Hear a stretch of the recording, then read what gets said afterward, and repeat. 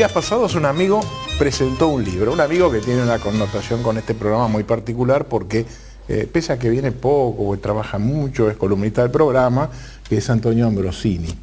Y publicó este libro, se llama La cultura del entretenimiento. Y yo dije, Antonio, ¿qué se habrá dedicado? Y entonces dije, vení, vamos a hablar un poco de esto. Y ustedes saben que Antonio Ambrosini está haciendo una actividad docente académica muy importante en la Universidad de Palermo. Ahora vamos a charlar un poquito de eso. Y lo invitamos a Alberto Arévalos, que es el director de Relaciones Institucionales y Corporativas, así se llama el título. Comunicaciones globales y asuntos públicos. Claro, las empresas internacionales tienen unos títulos muy grandes, sí. De Google, usted sabe lo que es. Ahora vamos a charlar también de esto. Y un poco la idea es charlar de todo este fenómeno que se está produciendo en función de los avances tecnológicos, la web, y eso que gente como yo apenas nos atrevemos a meternos, muy tímidamente, y le pasa a usted seguramente lo mismo cuando se mete y le dice a su chico o a su nieto, che, me trabé en esto, ¿qué hago? Pero mete las manos, resolvió todo, y le dice, ¿te das cuenta que es muy fácil? Este es el tema del programa.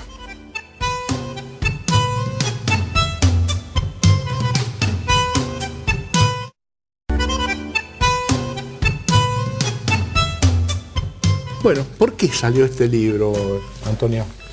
La idea original fue dar un panorama de la industria en la Argentina que no se había hecho académicamente, cuáles son los sectores que forman parte de lo que se llama la industria del bienestar y dar una evaluación, una monetización de esta industria. De acuerdo con lo que nosotros estuvimos analizando, si excluimos el turismo y el juego como sectores, que merecen análisis independientes, la industria en valores del 2007-2008 mueve en Argentina aproximadamente 5.000 millones de dólares, lo cual es algo así como 1.6 del Producto Bruto Interno. Ahora, en general cuando uno tiene, o la gente, o uno tiene la palabra industria, y una industria piensa en una fábrica, es decir, la imagen inmediata. ¿Por qué llamamos a esto industria?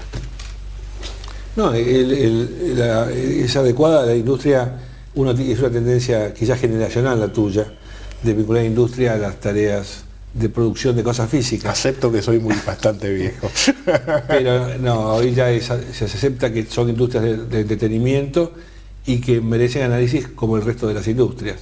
Acá incluimos todo lo que es la industria editorial, diarios, libros y revistas, todo el sector de videojuegos, el cine, la música y también los eventos marcarios. Y en tal sentido te puedo decir que hay algunos sectores como el cine y la música que están cambiando en 180 grados. Por ejemplo, la gente antes compraba CD y después iba a los conciertos. Hoy la industria de la música es la industria de los conciertos y las bandas hacen CD para promocionar los conciertos. Las discográficas como intermediarias entre los clientes y los artistas están desapareciendo y hay una comunicación directa a través de la bajada ilegal de música. ¿Y cuánto es este mercado? Este mercado es altísimo. En Argentina, y lo dice en el libro, así que sugiero comprarlo, en Argentina el 65% del mercado es ilegal o trucho. Es un promedio similar en México. En Paraguay es el 99% del mercado es ilegal de la música que se vende. Con el cine vemos también que vemos las películas truchas que se venden en los kioscos. Digamos, estas industrias de la mano de Internet y de la irrupción de la tecnología tienen que redefinir sus modelos de negocios. Correctísimo. Paramos acá un poquito y vamos entonces, y me gustaría, Alberto, que te integres a la conversación. ¿Qué es esto de Google? Y porque Google evidentemente se ha transformado en una de las empresas más importantes del mundo. Sí, nosotros no pertenecemos a la industria del entretenimiento, pertenecemos a la industria del software, que también es una industria que no tiene chimeneas. Y Google, yo siempre digo que la importancia de Google, el crecimiento de Google fue de la mano de la importancia del crecimiento de Internet para la vida de la gente. Es decir, Internet se ha transformado hoy para aproximadamente 1.200 millones de personas en todo el mundo, un espacio de educación, de entretenimiento, de trabajo, a veces hasta para conseguir pareja, es decir, es parte de la vida del día a día. Y Google es la herramienta que permite encontrar en ese gran océano de información que es Internet, ¿no? De ahí que Google haya crecido tanto y haya sido y sea hoy en día prácticamente insoslayable cuando hablamos de Internet. Nosotros tenemos quizás alguna parte en todo esto. Tenemos uno de los sitios más visitados de entretenimiento de Internet, que es YouTube. Que también implica un cambio en cómo la gente está viendo televisión y cómo la gente está accediendo a una serie de imágenes. Yo también estoy escribiendo un libro sobre un tema paralelo a esto, pero que tiene que ver cómo esto que estamos viendo en Internet está cambiando la forma en que las empresas, las organizaciones se tienen que relacionar con la gente, porque la gente ahora tiene una capacidad de elección y de selección de distintas fuentes de información, de distintas formas de entretenimiento, más allá de la piratería que hablaba Antonio, en crecimiento, y eso obliga a las empresas a replantearse no solamente cómo comercializan, sino cómo mercadean, cómo comunican y cómo se relacionan con esa gente. Estamos en medio de una gran revolución cultural, en definitiva. Sí, el libro se va a llamar La Revolución Horizontal. Ajá. Porque lo que hablamos nosotros es que hasta ahora siempre ha habido, digo nosotros porque lo escribo con un coautor que es Gonzalo Alonso, y siempre hasta ahora la comunicación ha sido vista como una transmisión vertical entre el emisor, o las empresas, o los partidos políticos, o los gobiernos inclusive, y las audiencias o los públicos. Y ahora estos públicos, estas audiencias han tomado el control en cierta forma, y empiezan a horizontalizar la comunicación. La gente empieza a relacionarse y a pasarse información, y lo estamos viendo, por ejemplo, lo hemos visto ahora con los sucesos en Irán, o lo que ha pasado o lo que está pasando en Venezuela, por ejemplo, cómo la gente puede saltar las formas tradicionales de comunicación y usar Internet en función de no solamente de comunicarse, sino de llevar a la acción ciertas ideas, ¿no? Claro, hoy evidentemente uno está en condiciones, o la gente está en condiciones, a través de Internet, de hacer conocer una cantidad de cosas y achicar las distancias. Antes la achicaron los aviones y ahora lo achica mucho más todo el tema de Internet. Es decir, estoy comunicado en el acto prácticamente. Ahora, esto, desde el punto de vista del impacto en la gente, después vamos a analizar un poquito todo el tema de entretenimientos, etcétera, o las distintas industrias involucradas en esto. ¿Cómo es el impacto en la gente? Porque acá hay dos versiones. Una versión, digamos, de la gente joven que vive metido con la computadora, trabajando, encerrado. Y entonces Antonio en algún párrafo dice que la gente no está encerrada, que se comunica mejor ahora. En cambio, la gente mayor dice, no, espera, ¿cómo puede ser que mi hijo esté metido 4 horas en la computadora y qué hace? Y no habla, y aparece con el aparatito escuchando música, pero no habla en la familia. Entonces, acá aparentemente hay un cambio, por eso decía yo, un cambio cultural significativo, que no sé a dónde nos va a llevar, no sé qué es mejor, y no estoy haciendo un juicio de valor si es mejor lo anterior o lo nuevo, pero la realidad es que está cambiando. Sí, el tema no es lo que la computadora le hace a la gente, sino lo que la gente hace con la computadora, digamos. Es al revés, es como la televisión, ¿no es cierto? Es el mismo esquema, pero hay dos grandes generaciones, la generación tuya y mía, también un poco de Alberto, que es la generación Gutenberg, digamos, que nos criamos con el libro como el eje del conocimiento. Entonces, la forma en que aprendíamos la realidad era casi secuencial, ¿no? Las letras, las palabras, las oraciones, sintaxis, etc. Como si uno construyera una casa, los cimientos, las paredes, el techo. Y cuando uno lee, tiene que pensar, tiene que razonar. Entonces, el proceso es, lees, razonás, pensás. La generación audiovisual, los jóvenes hoy, tienen un conocimiento que es una intersección de montones de fenómenos audiovisuales. El MP3, los iPod, Internet, etc. Están en medio de una tormenta de estímulos audiovisuales. Por lo tanto, la forma en que acceden al conocimiento es ven, sienten, se conmocionan. Vivimos en el mismo ámbito y en el mismo lugar, pero somos distintos. E incluso dentro de la generación joven, habría que hacer 3 subgeneraciones. A ver. La generación X, que son los que nacieron en la década del 80, que son personas que todavía le dan una gran importancia a la vinculación física y emocional. La generación Y, que nace en la década del 70, que le da menos importancia a esta. Y la generación Z, que nace en 1993, que está acostumbrada a los cambios y está acostumbrada a la interlocución continuamente. Me dejas pensando con esas, porque ya vamos a llegar a una subclasificación. Es que es así. Claro, y esta en definitiva es producto de la violencia o la aceleración, digamos, o el impulso cada vez más grande del cambio, ¿no? Es que, digamos, la gente le tiene temor al cambio, la gente mayor le tiene más temor al cambio. Sí, claro. La gente quiere que el mundo sea previsible. Cuando uno es más joven está más dispuesto a un mundo imprevisible. Y ahora las líneas de juego son: el mundo es imprevisible y además, como decía Alberto, vos podés participar en la construcción de ese mensaje. Que esa era la diferencia con los medios originales, donde ellos construían la realidad y te decían tómala o déjala. Hoy los diarios se leen el 90% online, los lectores participan y le dicen: mira, el artículo que escribiste vos estás equivocado. Y antes eso no pasaba, salvo las cartas de lectores, ¿no? Que después se editaban o no se publicaban. Claro. Yo soy un optimista. Creo que la evolución de la humanidad es la huida de la naturaleza. ¿Sí? Cuando algunos románticos dicen: no, el hombre tiene que volver a la naturaleza. El hombre, desde que empezó a caminar en 2 piernas, se bajó del árbol, vino huyendo de la naturaleza, porque la naturaleza es inclemente con el ser humano. Nosotros somos muy débiles, así que cuando nos tuvimos que tapar con una piel y conseguir transformamos una rama en un martillo, ya inventamos la tecnología y a partir de ahí nos alejamos de la naturaleza.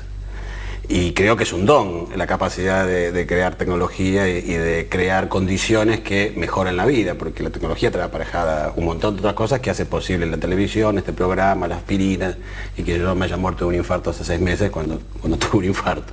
Entonces, y creo que Internet no es algo que se nos impone a la sociedad, sino que es una creación de la sociedad. Lo que dijo Antonio es fantástico, no es lo que la computadora le hace a la gente, es lo que la gente hace con las computadoras, o es lo que la gente hace con Internet. El otro día me preguntaban esto de que los chicos están encerrados, ¿qué va a pasar? Yo dije: pero no se preocupen, la solución para eso son las hormonas. ¿Sí?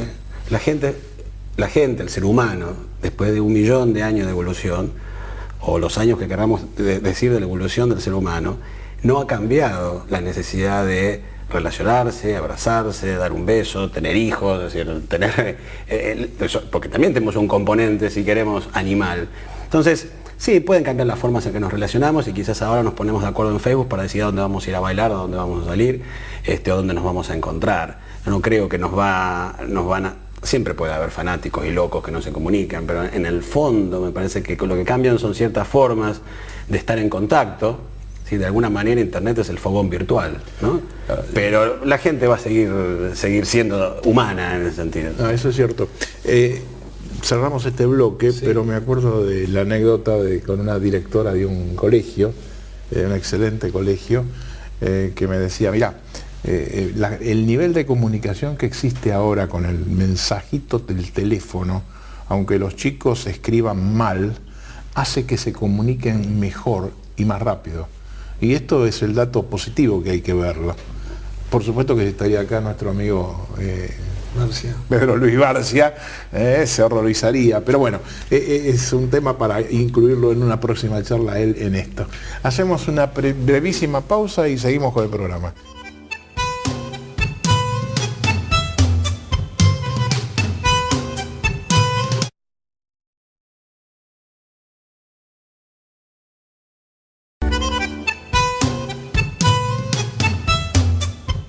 Seguimos conversando entonces con Alberto Arévalos, director de Google, y con Antonio Ambrosini, columnista del programa y autor de un libro.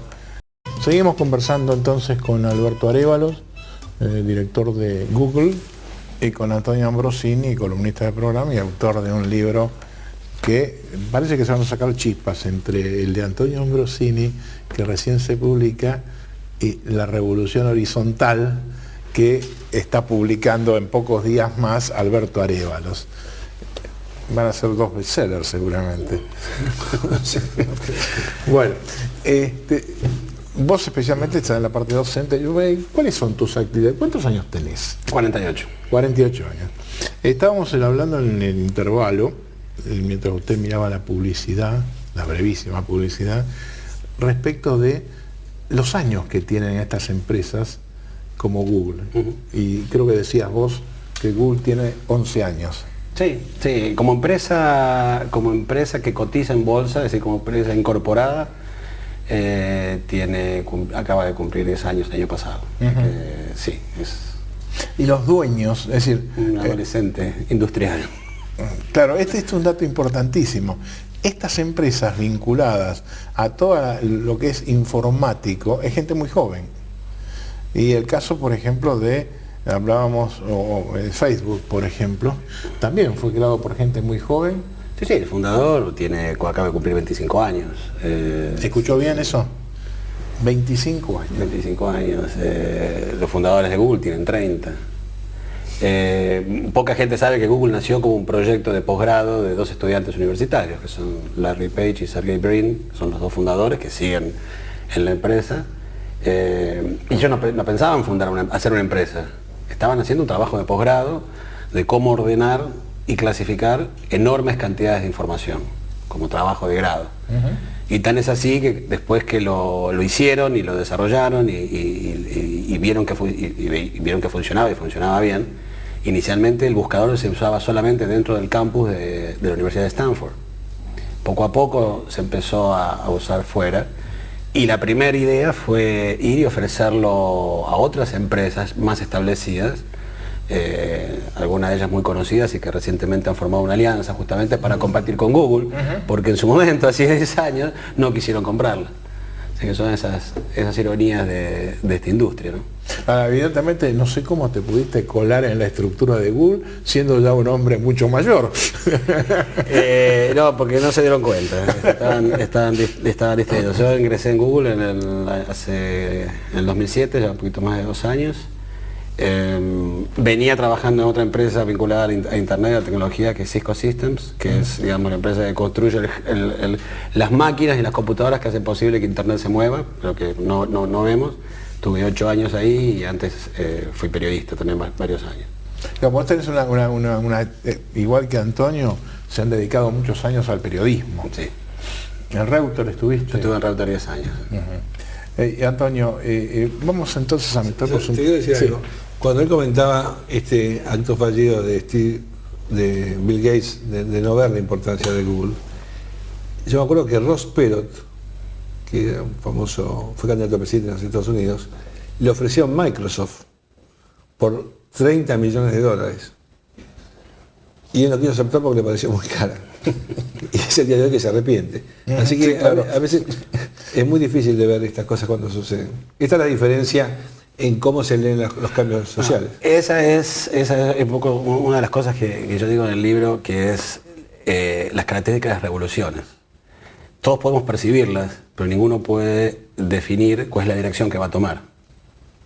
¿Sí? Claro, el francés que estaba cerca de la Bastilla en el siglo XVIII, o el ruso que estaba en el Palacio de Invierno y veían los bolches corriendo, veía un montón de locos ahí corriendo y bandera roja y tiro al aire, pero no podía saber toda la cadena de consecuencias enormes que transformaron el mundo, además, en los próximos 50, 60 años. Es imposible verlo. Entonces, creo que todos ahora estamos viendo que esto es una revolución, desde muchos aspectos, económico, social, político, cultural, pero ¿cuáles van a ser las consecuencias? Y a la velocidad de que estos cambios se mueven. Lo que sí creo es que esta es la primera revolución que le da más poder a la gente. A ver, expliquemos un poquito eso. ¿Por qué? ¿Qué quiere significar que le da poder a la gente? Porque si partimos, por ejemplo, del ejemplo que en el primer bloque mencionaba Antonio, de bajar música y no se paga y está destruyendo el sistema de la propiedad intelectual, porque yo tengo acceso ilegalmente, sin pagarle derechos, licencias, a la industria discográfica, es un poder muy... El tema es ver los cambios. Espurio, no sé cómo llamarlo. Sí. Lo que dice Alberto, te doy un ejemplo porque El 14 de Discúlpeme, el objetivo mío es que ustedes hablen, por eso yo planteo cosas que pueden parecer un poco... El 14 de julio de 1789 se produce la Revolución Francesa. En el diario de Luis XVI, él pone, hoy no pasó nada. Esto es así. Y cuando uno ve los fenómenos de Internet y uno ve que Larry Page y Sergey Brin, los creadores de Google, empezaron en un garage, y Steve Jobs empezó en un garage, y Bill Gates también dice, bueno, si yo quiero dejarme Internet tengo que pasar en un garage. No, estás leyendo mal. Entonces, el tema es que a veces con estos fenómenos hay que tener una cierta capacidad como para advertir hacia dónde van los cambios. Es una revolución, pero va a dejar mucha gente en el camino. Digamos, toda la experiencia de los .com, Toda revolución. la experiencia de los .com, que fue una burbuja hace 5 años atrás. Este es un negocio muy atractivo, muy interesante, pero es absolutamente riesgoso. Acá no necesariamente tener algunas iniciativas o saber que va por este lado las cosas te aseguran que el emprendimiento va a ser redituable. Este es un negocio donde va a haber que poner mucha audacia, mucha flexibilidad e interpretar una cosa que no está escrita en ningún lado, que son los gustos de la gente, que a veces son fáciles de entender y otras veces son subterráneos. Porque a veces la gente no dice lo que quiere y vos tenés que descubrir qué cosa esta persona quiere y no me dice. Entonces estamos en una área muy complicada. Porque yo digo que la gente tiene más poder. Bueno, primero, si uno se quiere poner gracioso, puede decir, uno puede analizar las revoluciones en función de quién está preocupado. Claro. Porque la gente no está preocupada, los que están preocupados son los dueños de los gobiernos, los dueños de las disqueras, las empresas, son los que están preocupados, que se preguntan cómo hacemos con esto. La gente lo está disfrutando. Pero hoy, por ejemplo, uno puede hacer ofertas, y esto sucede a escala mundial. Uno dice, bueno, pero en Argentina la penetración de Internet es menor. Sí, por supuesto, pero allá vamos. Argentina está hoy, América Latina está hoy donde estaba Europa hace 4 años. Sí, también cuando acá empezó la televisión, había una televisión por cuadra y se juntaban toda la familia a ver la tele y hay 3 televisiones por casa. Claro. Ahí vamos a llegar.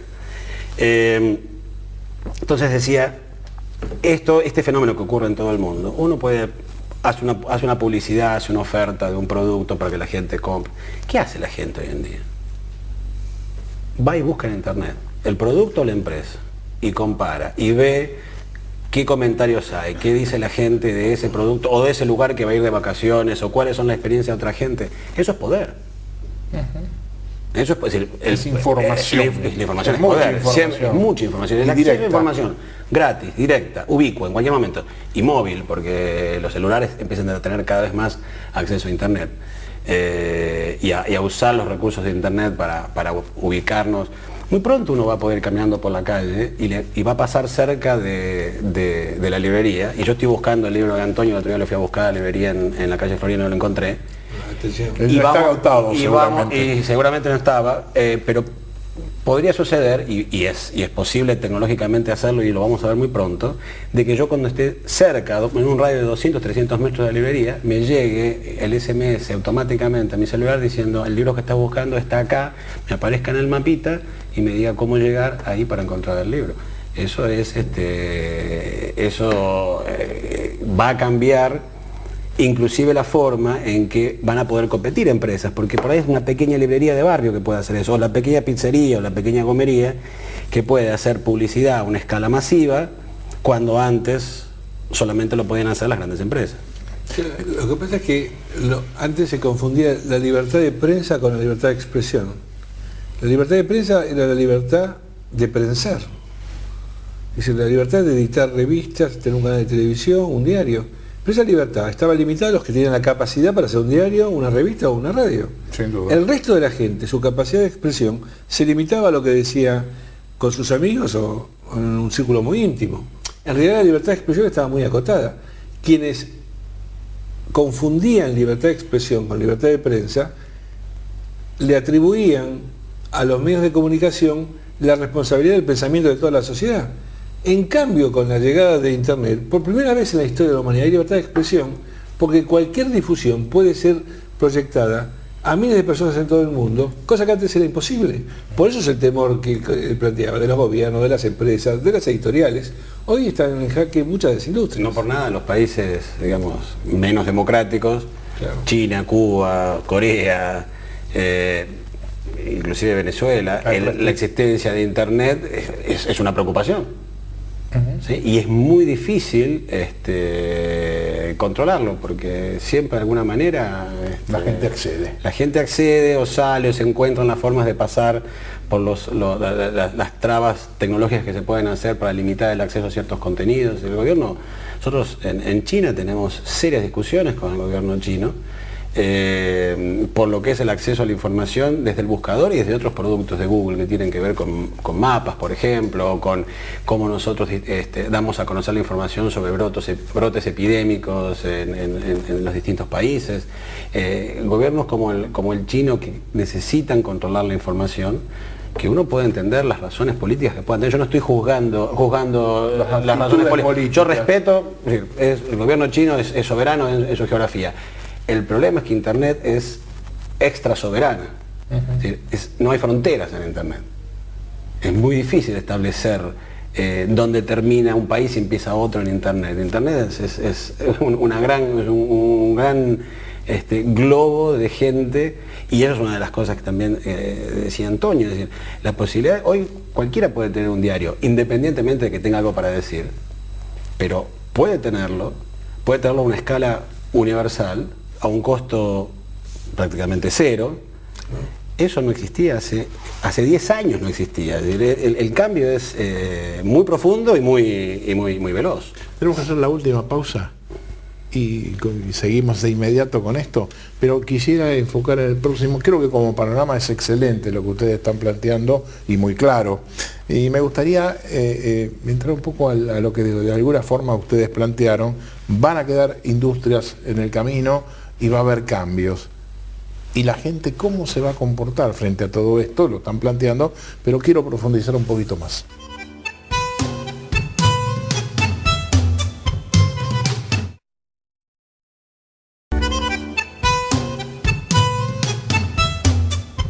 Yo quiero que me expliquen ahora un poquito el tema de cómo, qué industrias son las que avisoran ustedes, pese a que nadie sabe hacia dónde va todo esto. ¿Cuáles son las industrias que pueden llegar a caer pronto en materia? ¿Y por qué, además, algo que todavía no explicaste, es por qué hablamos de la palabra entretenimiento? Pues es una palabra que puede traer, digamos, formulaciones diferentes. Sí, voy a tratar de contestar tu pregunta, que no es fácil. Una de las ideas del libro es que la gente está más dispuesta a pagar por ser entretenida que por ser informada. O dicho de una manera más brusca, la gente está más dispuesta a pagar por lo que quiere que por lo que necesita. Y no digo que esto esté bien o esté mal. Es una ¿De dónde sacaste eso? Es decir, ¿de dónde te surge esa afirmación tan categórica? De los datos de la realidad. Hoy la gente dispone de recursos por montones de temas.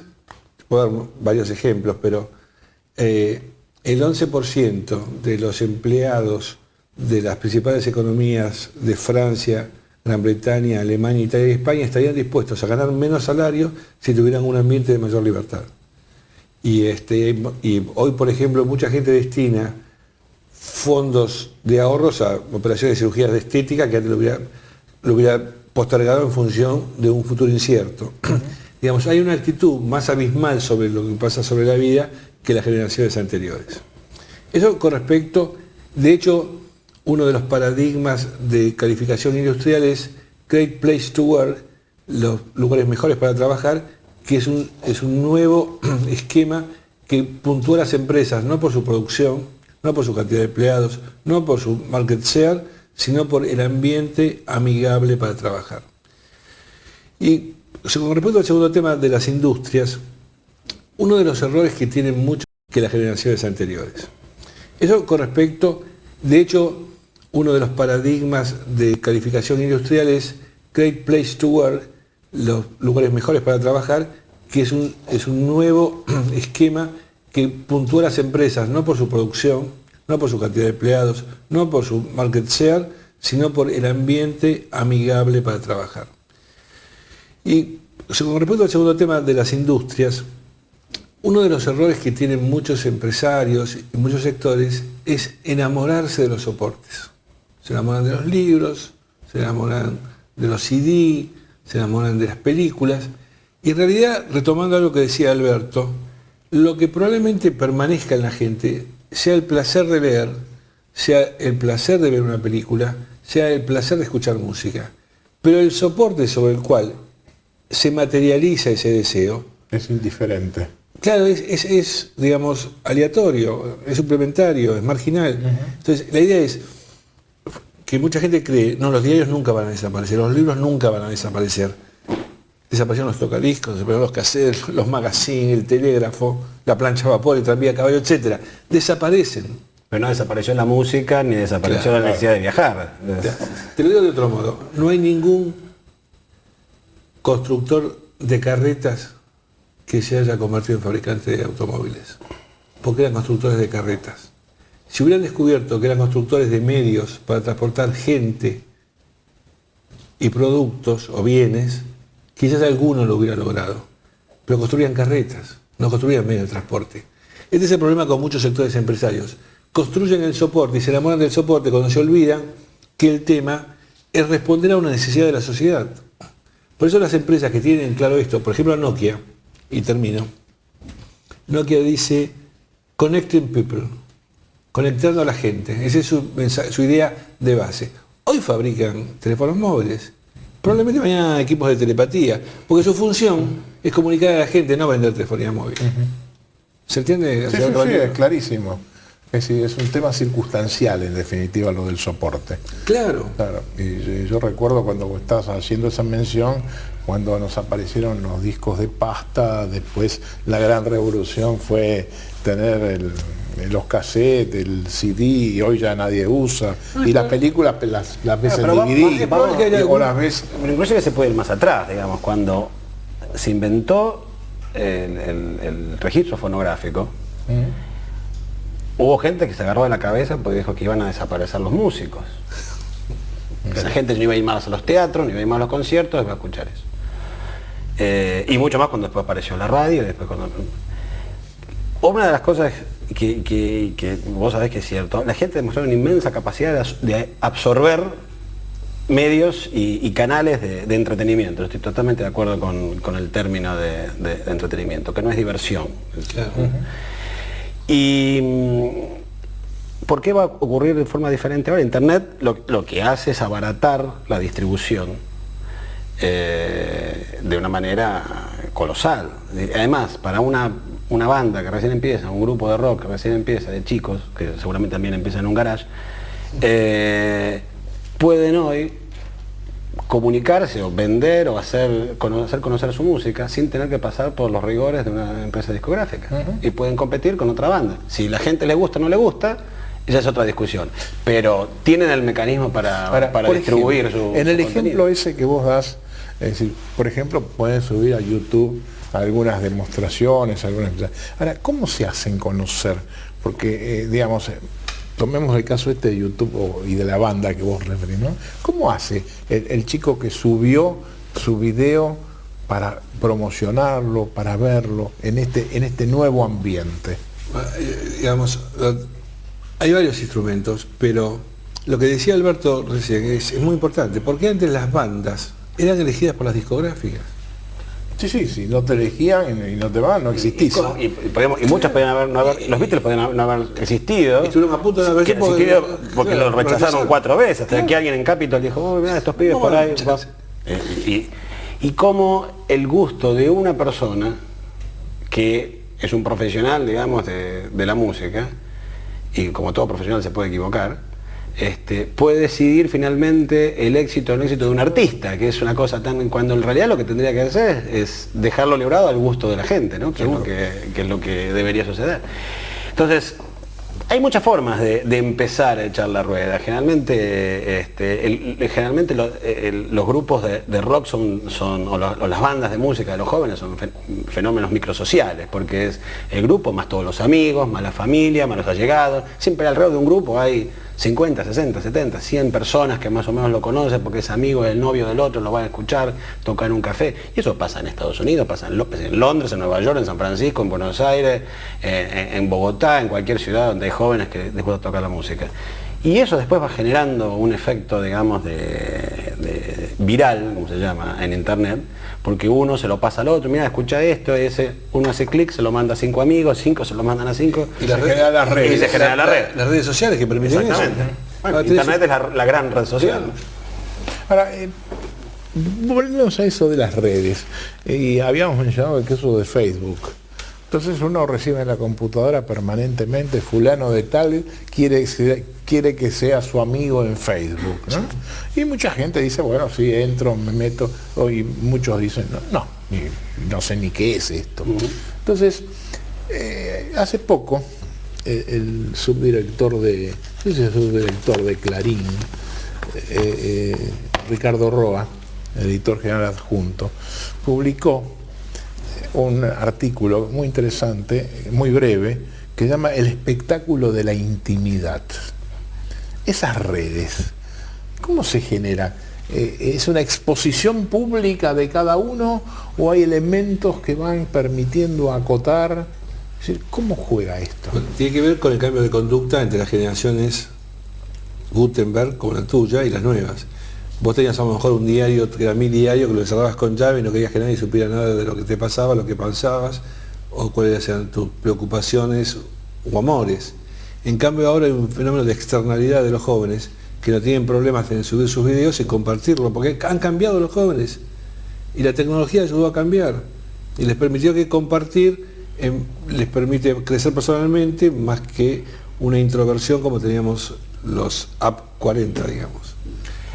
También es cierto que uno puede elegir cuál es el nivel de exposición que tiene cuando está en una red como Facebook. Uno puede hacer que solamente sus amigos vean lo que uno pone y nadie más.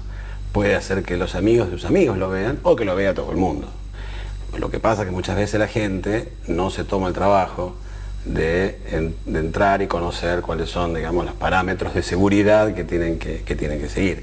Pero sí, lo que dice Antonio es absolutamente cierto. Hay quizás estamos en una etapa de más exhibicionismo, que creo que tendrá en algún momento un reflujo, porque como todo péndulo que se va para un lado vuelve para otro. Cuando unos cuantos se quemen y se den cuenta, los que tienen 15 ahora, que cuando tengan 30, eso que está en Internet va a seguir estando en Internet. Entonces ahí la gente va a empezar a aprender a la fuerza que fotos y que ciertas cosas privadas es mejor dejarlo en lo privado y no exponerlo públicamente, porque lo que hoy puede ser simpático, gracioso o demostración de un espíritu aventurero, mañana puede ser una traba para conseguir trabajo, por ejemplo. Sí, son como los tatuajes, ¿no? Te ponen Leticia, pero te peleaste. ¿Qué es eso? No sé, es una empresa, una marca de yogures que yo tenía otra. Bueno, les agradezco mucho la cultura de entretenimiento y pronto usted también va a poder buscar el libro de Alberto Arévalos sobre la revolución horizontal. Y con estos libros que tienen una gran ventaja, son fácilmente leíbles, es decir, no generan problemas si usted no está metido en estos temas, para entenderlo, para adentrarse en el conocimiento de todo esto que está pasando. En el próximo bloque, la influencia de este tema en la educación. Gracias.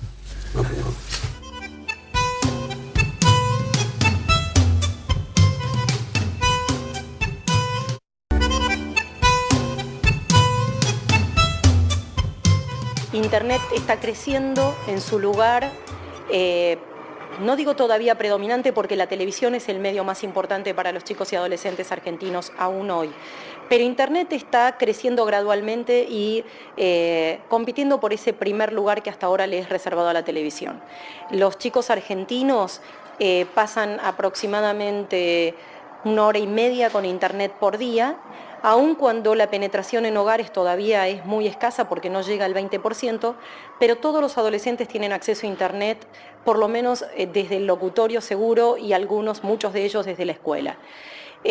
Así que Internet es uno de los medios o soportes tecnológicos privilegiados por los chicos, porque cumple no solamente la función de proveer información, como podría ser la de un diario, entretenerse, como podría ser la de la televisión, sino básicamente de comunicarse, porque el principal uso que hacen los chicos de Internet es para chatear. El 90% de los chicos argentinos, y en general en el mundo, utiliza prioritariamente Internet para el chat. Efectivamente, una de las mayores críticas que se le ha hecho a las tecnologías es que aíslan a los chicos y a los adolescentes.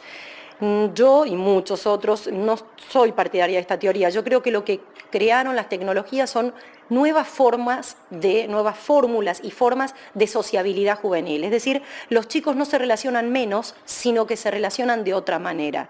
¿Qué quiere decir? Hoy los chicos, a diferencia de cuando nosotros éramos chicos, tienen muchos más soportes, variedad para comunicarse. Ellos saben, cuando yo era chica yo solo tenía el teléfono de línea y muy controlado porque era muy caro. Acá los chicos tienen el teléfono de línea, el teléfono celular, los mensajes de texto, el chat, las redes sociales, es decir, tienen un conjunto de soportes y saben exactamente para qué se usa o para qué usar cada uno. Por ejemplo, ellos van a decir, si quiero arreglar una salida puedo usar el chat, pero si necesito la tarea de la escuela llamo por teléfono. Es decir, saben con qué fines utilizar los distintos soportes. Los chicos siguen eligiendo salir, ver amigos, pasear, el uso de cualquier tecnología. Cuando les preguntamos a los chicos cuál es o en qué consiste tu deseo de tiempo libre, es decir, en qué es un día divertido para vos, es prioritariamente salir con amigos. Ningún chico elige Internet o la televisión si tiene la posibilidad de salir con amigos, aunque sea a la plaza del barrio. Lo del lenguaje, así que en el primer punto yo no creo en que los medios ni las tecnologías aíslen a los chicos, han creado nuevas formas de sociabilidad, nuevas formas de relacionarse, que son válidas, que son diferentes. En cuanto al lenguaje es cierto, esto que vos comentás del chat vale tanto para el chat como para los mensajes de texto en el celular, pero los chicos pueden poner la palabra que, QE o KE en un celular, en un mensaje de texto, pero saben perfectamente bien que en la escuela, cuando tienen que escribir un texto, tienen que escribir QUE. Es decir, son sistemas de comunicación creados, códigos creados para un convencionalismo especial que es el del mensaje de texto. Muy rara vez se escucha a los docentes que el chico ha escrito la palabra domingo, DGO, o querer con K. Es decir, son códigos que tienen los chicos y que reservan a esos soportes. Yo no demonizo las tecnologías, creo sí que hay que estar alerta y por eso en el Ministerio de Educación hemos sacado materiales que tienen que ver con asesorar a los padres para cuando los chicos crean un blog o cuando los chicos chatean, para que no se encuentren en la vida real con desconocidos. Es decir, hay que estar atentos, hay que estar alertas, pero lo que quiero recordar es que con la aparición de cada nueva tecnología siempre se reavivan miedos. Cuando apareció la televisión se creyó que los chicos iban a dejar de leer. Cuando apareció la televisión también se creyó que el cine iba a desaparecer. Entonces con cada nueva tecnología se piensa que es el fin de lo anterior. No hay que tenerle miedo, hay que estar al tanto, hay que conocer, hay que acercarse a la cultura juvenil. Por suerte, cada vez más los maestros saben que con el libro de texto, la tiza y el pizarrón no alcanza, que es necesario incorporar más recursos y que cuanto más recursos uno utiliza en el aprendizaje, más rica es la enseñanza. El Ministerio de Educación tiene distintas acciones para llegar a los docentes. Desde nuestro área es básicamente a los medios. Capacitar a los docentes en la utilización de los medios de comunicación para nosotros es prioritario. Pero el área de educar, que es el portal del Ministerio, tiene a su cargo todo lo que es alfabetización digital y desarrollan CDs que son muy utilizados por los docentes con distinta información y también capacitación que le permite al docente tratar de estar al día, porque lo que sucede con las tecnologías es que el docente muchas veces siente cierta inseguridad porque el chico sabe más, entre comillas, que el propio adulto. Igual hay que tener en cuenta que lo que el chico sabe más es el uso instrumental, pero no la experiencia de vida que da el adulto.